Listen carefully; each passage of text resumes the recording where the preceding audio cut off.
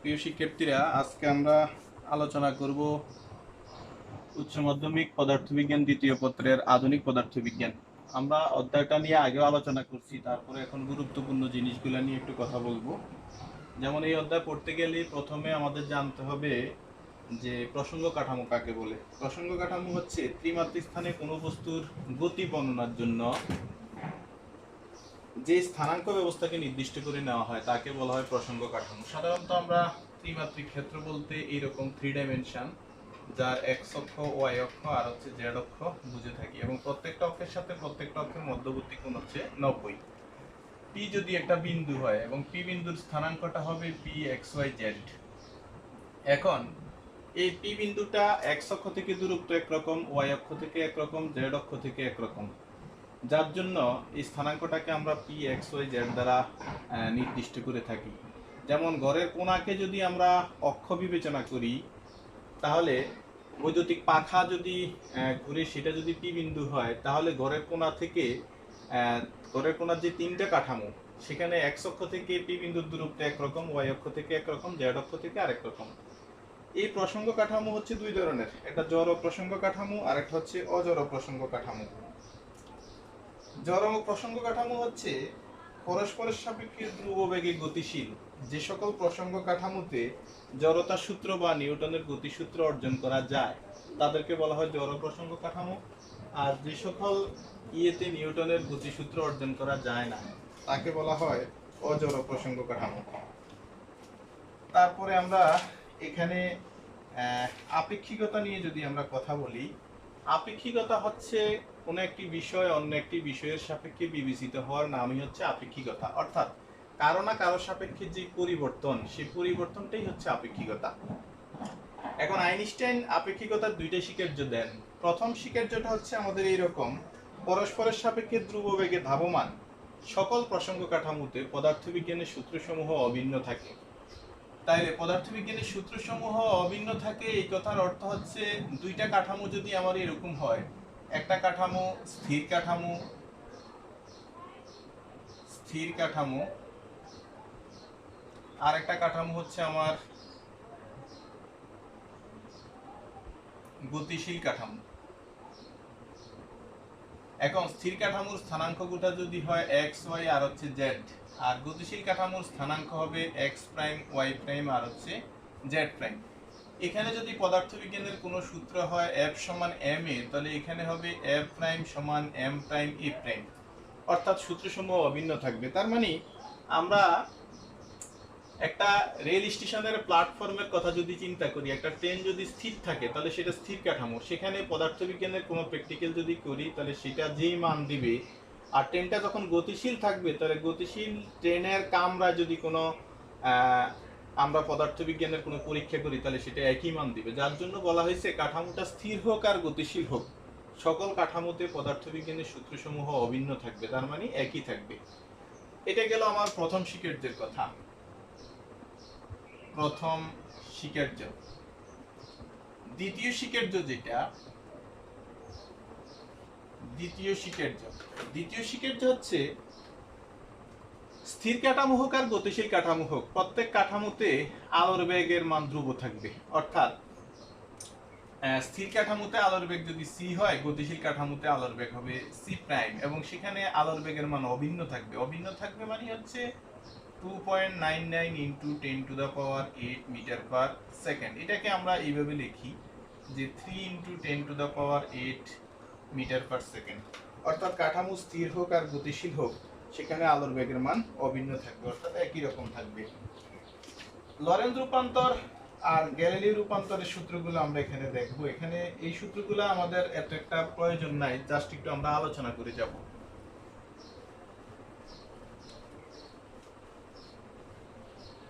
প্রথমে আসি আমরা গ্যালিলিও রূপান্তর।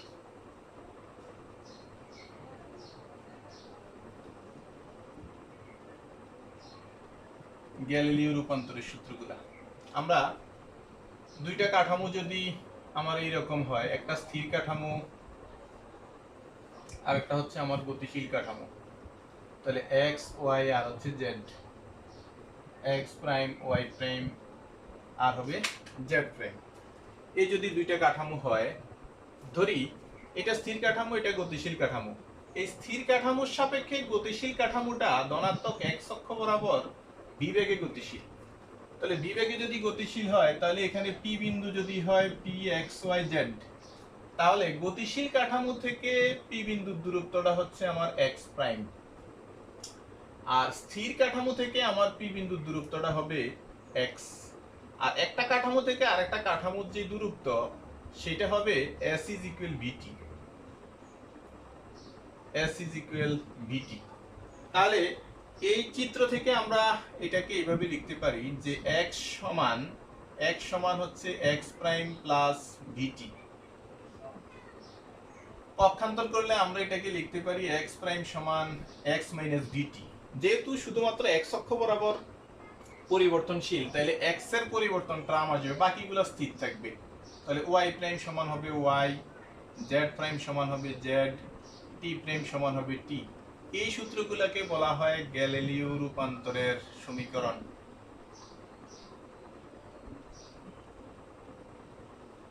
গ্যালিলিও রূপান্তরের সমীকরণ। তারপরে আমরা যাব লরেন্জ রূপান্তর। লরেন্জ রূপান্তরে শুধু আমরা সূত্রগুলো লিখে দিব।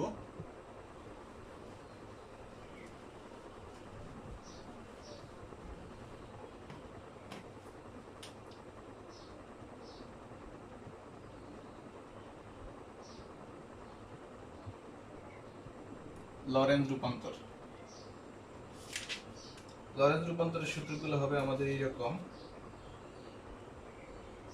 x প্রাইম সমান x minus B T root over of 1 minus B square by C square, y prime সমান হবে y, z প্রাইম সমান হবে z,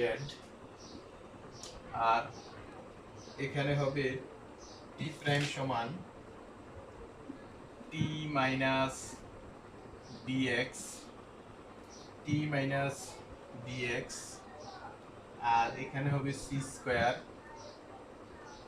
root over of 1 minus B square by C square. এই চারটা সূত্রকে বলা হয় লরেন্জ রূপান্তরের সমীকরণ। অনুরূপভাবে বিপরীত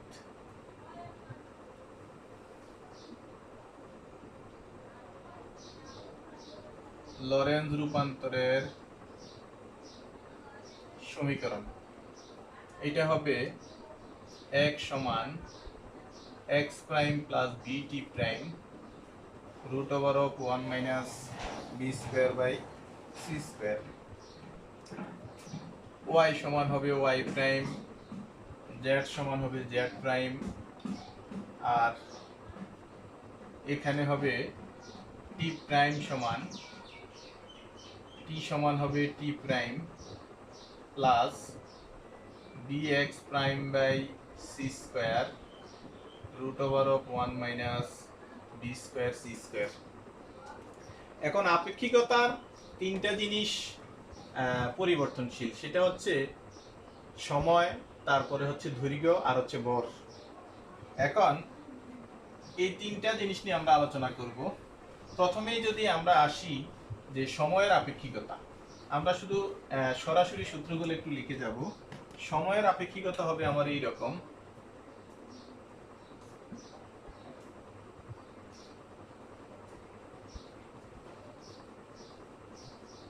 সময়ের আপেক্ষিকতা, অথবা এটাকে বলা হয় কাল দীর্ঘায়ন। সেক্ষেত্রে আমরা জানি সূত্রটা হচ্ছে টি সমান t naught root over of 1 minus B square by C square. এখানে টি বড়, টি নট ছোট, তাহলে কোনটা কি জিনিস? টি নট হলো গতিশীল কাঠামোর সময়ের ব্যবধান।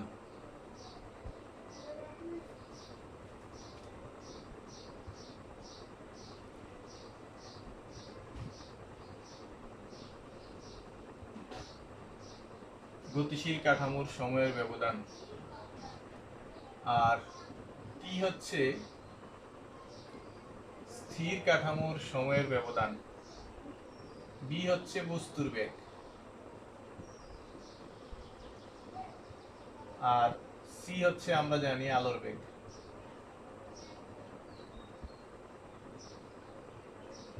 সি হচ্ছে আলোর বেগ। তাহলে আলোর বেগের মান আমরা জানি। তাহলে এখানে অবশ্যই দেখা যাচ্ছে যে টি এর মান বড়, টি নটের মান ছোট। তাহলে টি এর মান যদি বড় হয় তাহলে স্থির কাঠামোর সময় বেশি হবে, গতিশীল কাঠামোর সময় কম হবে।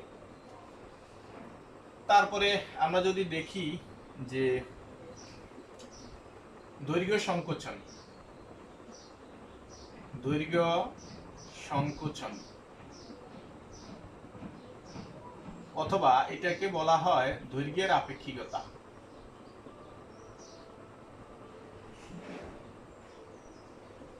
দৈর্ঘ্যের আপেক্ষিকতা এই ক্ষেত্রে দুইটা কাঠামো যদি আমাদের এইরকম হয়, এক্স ওয়াই আর হচ্ছে Z, X prime Y prime আর হচ্ছে জেড প্রাইম, স্থির কাঠামোর এখানে যদি একটা দণ্ড রাখা হয়, দণ্ডটা যদি আমরা একটা এ বি দণ্ড নেই, তার স্থানাঙ্ক যদি হয় x1 আর x2, গতিশীল কাঠামোতে যদি আমরা এইরকম সেম দ্বন্দ্বটা নেই তবে তার স্থানাঙ্ক হবে x1 প্রাইম আর হবে x2 প্রাইম। তাহলে স্থির কাঠামোতে দণ্ডটার দৈর্ঘ্য হবে L নট আর গতিশীল কাঠামোর দণ্ডের দৈর্ঘ্য হবে L। এদের ভিতরে যে সম্পর্ক সেটা হচ্ছে L is equal L naught root over of 1 minus b square by c square, অথবা L naught সমান হচ্ছে L root over of 1 minus b square by c square। এখানে আমরা এই কথাগুলো জানি যে L naught হলো নিশ্চল দৈর্ঘ্য বা স্থির দৈর্ঘ্য,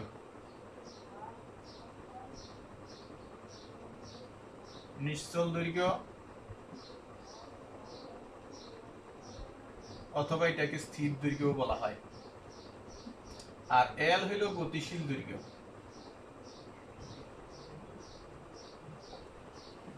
এবং এখানে অবশ্যই L নট বড়, L ছোট।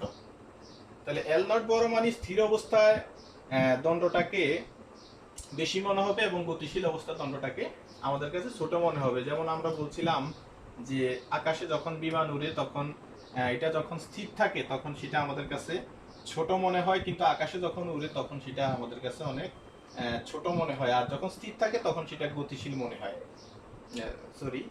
যখন স্থির থাকে তখন বড় মনে হয়, আর যখন গতিশীল থাকে তখন আমাদের কাছে সেটা ছোট মনে হয়। এটা হচ্ছে দৈর্ঘ্যের আপেক্ষিকতা। তারপরে আমরা আসি ভরের আপেক্ষিকতা। ভরের আপেক্ষিকতা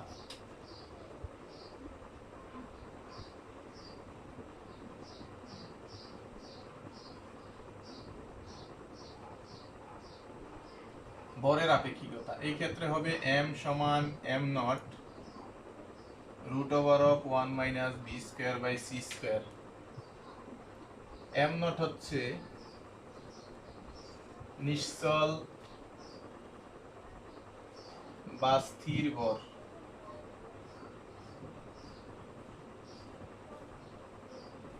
আর m হচ্ছে গতিশীল ভর। এখানে m বড় আর m নট হবে ছোট, তার মানে গতিশীল অবস্থা ভর বেশি মনে হবে এবং স্থির অবস্থা ভর আমাদের কাছে কম মনে হবে। এই তিনটা হচ্ছে পরিবর্তনশীল। এই তিনটা পরিবর্তনশীল রাশি নিয়ে আমরা আলোচনা করলাম। অঙ্কগুলোতে আমরা পরে আসব। তারপরে আমরা যদি এখানে দেখি যে কোনো বস্তুর আলোর বেগে চলতে পারে না কেন,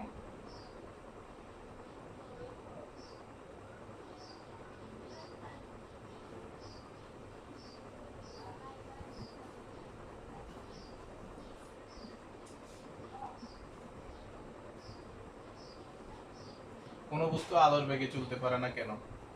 ভরের আপেক্ষিকতা হইতে আমরা জানি m সমান m not root over of 1 minus b square by c square। বস্তু যদি আলোর বেগে চলে তাহলে v আর c পরস্পর সমান। m সমান m নট, এখানে হবে 1 minus b আর c যদি সমান হয় তাহলে v by c সমান হবে 1। 1 minus 1 মানে 0। আমরা জানি 1 by 0 মানে হচ্ছে ইনফিনিটিভ, তাহলে 1 by 0 মানে হবে ইনফিনিটিভ, অর্থাৎ বস্তুর ভর হয়ে যাবে অসীম, যা বাস্তবে সম্ভব নয়। তাই কোনো বস্তু আলোর বেগে চলতে পারে না। তারপরে আমরা দেখব কোন শর্তে লরেন্জ রূপান্তর গ্যালিলিও রূপান্তরে পরিণত হবে?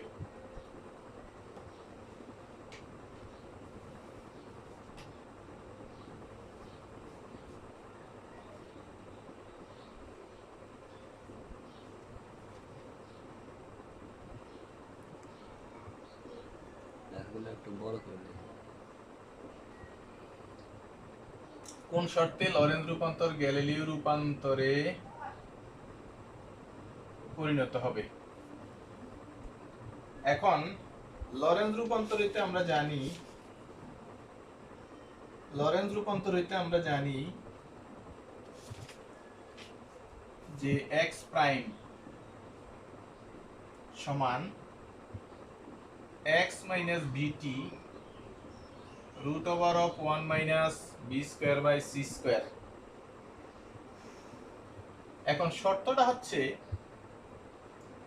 যদি c so greater than b হয়, অর্থাৎ আলোর বেগের মান বস্তুর বেগের চেয়ে অনেক অনেক বেশি হয়, তাহলে আলোর বেগের মান বস্তুর বেগের চেয়ে যদি অনেক অনেক বেশি হয় তাহলে x prime x minus vt root over of 1 minus, যেমন v বাই c যদি আমরা লিখি তাহলে v বাই c লিখলে যদি আলোর বেগের মান অনেক অনেক বেশি হয় তাহলে আলোর বেগের মান বেশি মানে হচ্ছে 1 বাই 0 1 বাই ইনফিনিটিভ, কারণ এখানে c টা হবে ইনফিনিটিভ অনেক অনেক বেশি, তাহলে 1 বাই ইনফিনিটিভ মানে কিন্তু 0, তার মানে v বাই c এর মান দাঁড়ায় আমাদের 0, তাহলে 0 দাঁড়াইলে আমরা x প্রাইম সমান লিখতে পারি x মাইনাস vt।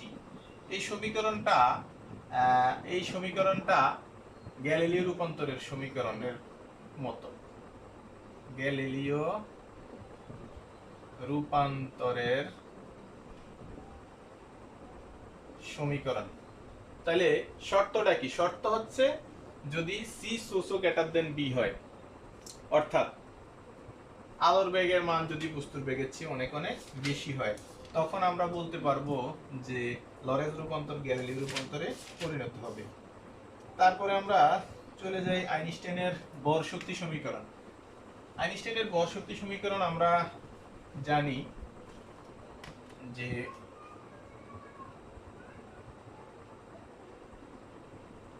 E সমান mc স্কয়ার, E সমান mc স্কয়ার, এটা হলো মোট শক্তি রাশিমালা।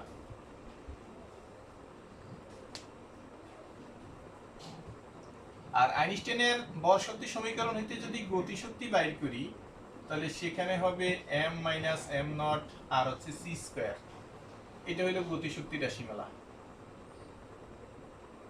আইনস্টাইনীয় গতি শক্তি।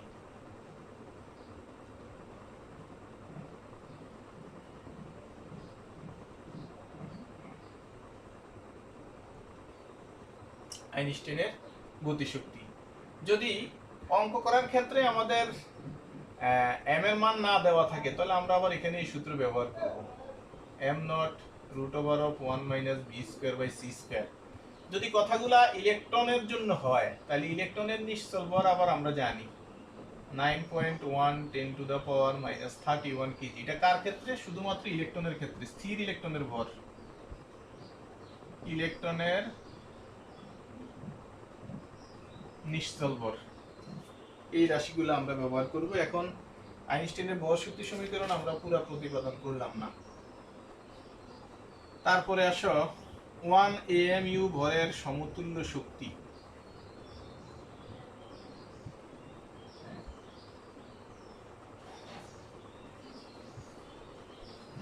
1 amu ভরের সমতুল্য শক্তি আমরা জানি 1 amu সমান হচ্ছে একটা প্রোটনের ভর। 1 amu 1.00, এটার মান হচ্ছে 1.66057 into 10 to the power minus 27 KG. তাইলে আমরা জানি E সমান mc স্কয়ার, তাহলে m হইল 1 amu ভর, তার মানে হচ্ছে 1.66057 0.57 10⁻⁻27 আর হইল 3 × 10⁸ এত হোল স্কয়ার। এখন হিসাব নিকেশ করলে এখানে মান হবে 14.924 × 10⁻11 জুল। এটাকে যদি আমরা ইলেকট্রনের আদান দ্বারা ভাগ দিই,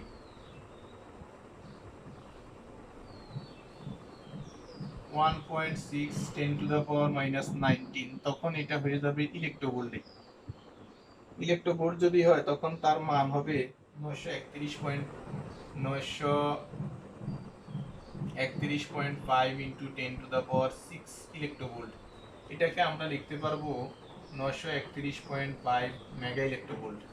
তার মানে 1 AMU সমান হচ্ছে 931.5 মেগা ইলেকট্রোভোল্ট।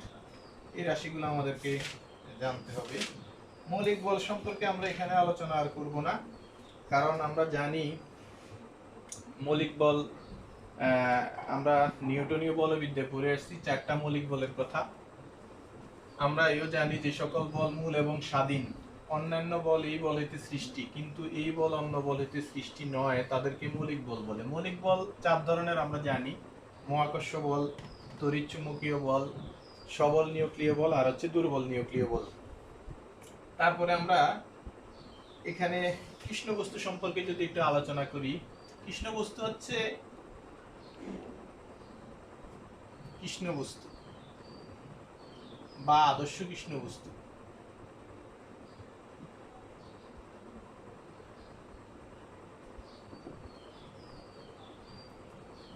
যে বস্তু তার উপর আপতিত সকল তরঙ্গদৈর্ঘ্যের আলো শোষণ করে এবং বিকিরণ করে, তাদেরকে বলা হয় কৃষ্ণ বস্তু। এখন বাস্তবে 100% তাপ শোষণ করে এরকম কোনো বস্তু পাওয়া যাবে না, তবে 96% বা 97% পর্যন্ত তাপ শোষণ করে এরকম বস্তু সচরাচর পাওয়া যায়। তার মানে একটা কৃষ্ণ বস্তু উত্তম শোষক এবং উত্তম বিকিরক, অর্থাৎ সে যেমনি শোষণ করে আবার তেমনি দ্রুত বিকিরণও করে। এখানে এগুলা পড়তে গিয়ে আমরা দুইটা জিনিস সূত্র দেখব, একটা হচ্ছে ভিনের সূত্র আর একটা হচ্ছে রেলে-জিন্সির সূত্র। আমরা একটু এগুলা আলোচনা করে যাই। ভিনের সূত্রটা হচ্ছে এইরকম: ভিনের সূত্র ল্যামডা এম সমান হচ্ছে 1/t। তার মানে সর্বোচ্চ তরঙ্গদৈর্ঘ্য হচ্ছে উহার পরম তাপমাত্রার ব্যস্তানুপাতিক। এটা হচ্ছে ভিনের সূত্র। আরেকটা হচ্ছে রেলে-জিন্সির সূত্র।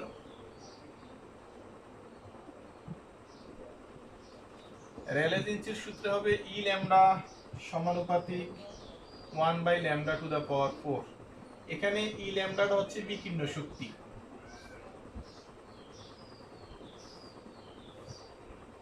বিকীর্ণ শক্তি তার মানে বিকীর্ণ শক্তি হচ্ছে উহার তরঙ্গদৈর্ঘ্যের চতুর্থ ঘাতের ব্যস্তানুপাতিক।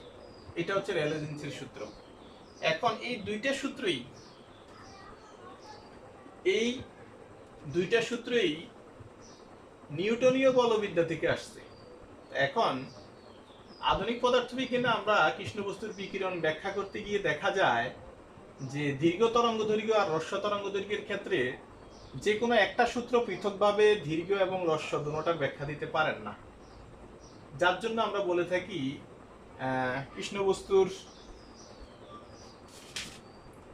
বস্তুর বিকিরণ বৈশিষ্ট্য ব্যাখ্যায় চিরায়ত পদার্থবিজ্ঞান ব্যর্থ। এই জন্য একটা অনুধাবন কোশ্চেন এখানে থাকে যে কৃষ্ণ বস্তুর বিকিরণ বৈশিষ্ট্য ব্যাখ্যা করতে চিরায়ত পদার্থবিজ্ঞান ব্যর্থ কেন? এর কারণ হচ্ছে কৃষ্ণ বস্তুর বিকিরণ বৈশিষ্ট্য ব্যাখ্যা করতে গিয়ে আমরা দেখছি সেখানে দুই ধরনের তরঙ্গ পাওয়া যায়, একটা হ্রস্ব তরঙ্গ আর একটা দীর্ঘ তরঙ্গ। একটা হ্রস্ব তরঙ্গের ব্যাখ্যা দিতে পারেন আর একটা দীর্ঘ তরঙ্গের ব্যাখ্যা দিতে পারেন, কিন্তু দুটোটাই মানে যে কোনো একটা সূত্র দুটোটা তরঙ্গের ব্যাখ্যা দিতে পারেন না। সেজন্য বলা হয় কৃষ্ণ বস্তুর বিকিরণ বৈশিষ্ট্য ব্যাখ্যায় চিরায়ত পদার্থবিজ্ঞান ব্যর্থ। এখানে আপতিত ফোটন কণার জন্য যে শক্তি আমরা ব্যবহার করি সেটা হচ্ছে ই সমান এসএফ। মূলত কথাটা এইভাবে আসে যে আপতিত ফোটনের শক্তি হচ্ছে কম্পাঙ্কের সমানুপাতিক, তাহলে শক্তি হচ্ছে ই সমানুপাতিক এফ। তাহলে ই সমানুপাতিক উঠিয়ে দিলে আমরা এস বলি, যেখানে এসটা হচ্ছে আমার প্লাঙ্ক ধ্রুবক। যার মান হচ্ছে 6.63 10⁻34 জুল। এটাকে আমরা লিখতে পারি E সমান hc/λ। এই সূত্রগুলো আমরা অঙ্কের জন্য ব্যবহার করে থাকি। কত মিনিট? 25। আচ্ছা, আমরা একটু দেখি।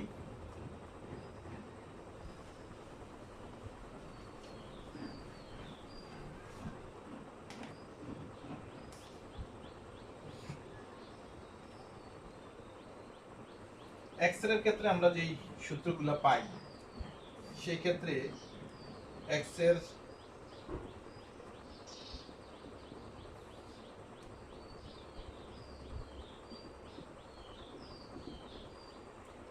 এর সূত্রগুলো হচ্ছে এরকম যে ইলেকট্রনের আদানকে যদি বিভব পার্থক্য দ্বারা গুণ দেওয়া হয় তাহলে গতিশক্তি পাওয়া যায়। তাহলে গতিশক্তি হচ্ছে আমার হাফ mv² e⁵.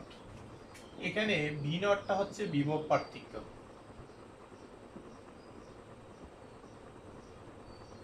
পার্থক্য, m হচ্ছে ইলেকট্রনের ভর,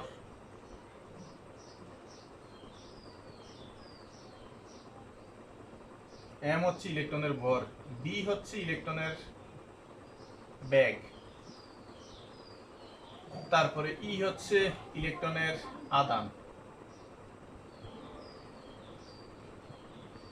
এবং যার মান হচ্ছে 1.6 10⁻⁻19 জুল।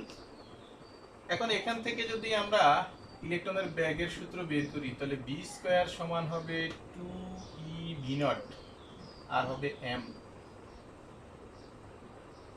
b সমান হবে 2e⁵/m। এটা হচ্ছে ইলেকট্রন কত বেগে যায় তার সূত্র। এখানে আমরা আরেকটা জিনিসও দেখব, সেটা হচ্ছে আরেকটা সূত্র আছে, সেটা হচ্ছে ন্যূনতম তরঙ্গদৈর্ঘ্য হচ্ছে ল্যামডা মিনিমাম সমান hc/e⁵. এই আরেকটা সূত্র দিয়ে আমরা অঙ্ক করব, যেখানে s প্লাঙ্কের ধ্রুবক আমরা জানি, c আলোর বেগ, e হচ্ছে ইলেকট্রনের আদান, v⁵ হচ্ছে বিভব পার্থক্য। এটা হচ্ছে এক্স রে ন্যূনতম তরঙ্গদৈর্ঘ্যের সূত্র।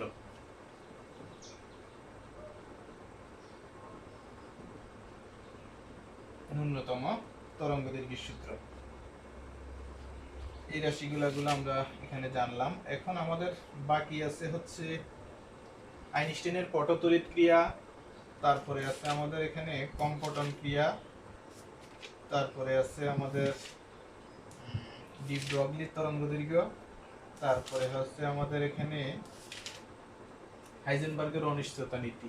এটা আমরা পরের ক্লাসে দেখাবো।